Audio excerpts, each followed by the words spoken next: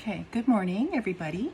All right, it is the day, Wednesday, where I am going to meet with my colleague.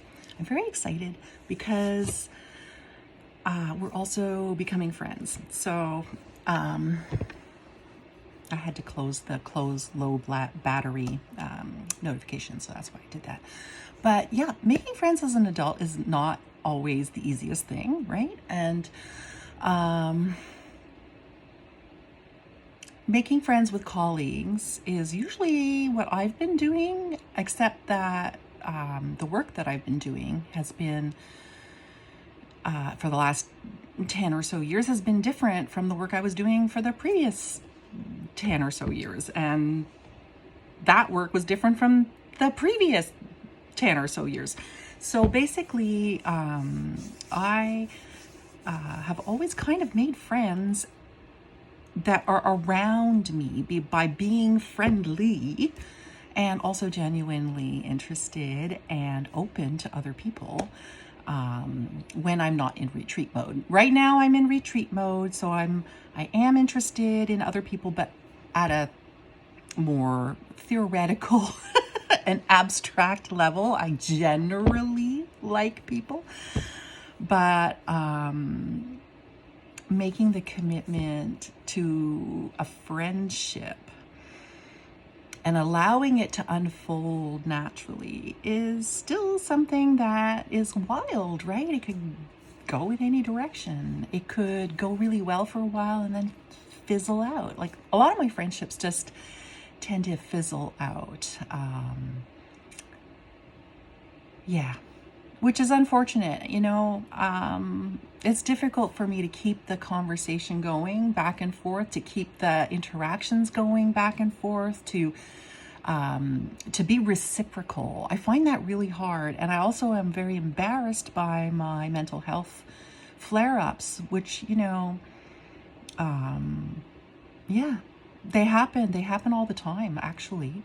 Not trauma reactions necessarily. I'm very stable now. For the last month, I would say I'm much more stable emotionally. So I'm on the right medication for that. But, right, I have generalized anxiety disorder. So it's generalized, it can floats around. But then when there's an emergency or a thing, right, then I go into focused like panic. Or, into Instacope. Instacope is the first coping that happens when trauma hits, or the hint of trauma hits. And it is a form, for me, it's paired with avoidance, emotional avoidance, or cutting off from my emotions so that I can deal with the situation. And then I stay in that mode far, far longer than necessary. I don't recognize the relax cues, the danger's over cues. And then, cumulatively, stress accumulates as a physical thing in the body. And so our emotions are a manifestation of our physical situation. And over time, that physical stress in the form of chemicals in our body that our body produces in excess, or other things in our body that our body is not producing enough of because it's busy producing stress, right?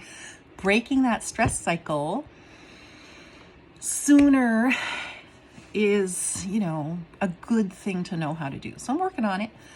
Yeah, I don't know why I got on that track, but it just seemed really important to me to talk about that today, right now. And oh, right, because I'm going to be going to have like a work meeting with someone that I'm friendly with, that I want to be friends with. Like, really like her. I enjoy her as a person. I think she's really neat, really interesting, really smart, but also like wild. I love my secret. I love wild people. What I mean by wild people are people who are autonomous and independent in their thinking. That's wild to me. That's like not indoctrinated or escaped from indoctrination. Anyway, I've spotted her. She's a wild thinker. And I want to be her friend forever. And so I hope I'm not stupid today. I guess that's what I'm saying. Okay, see you all tomorrow. I'll let you know how it went.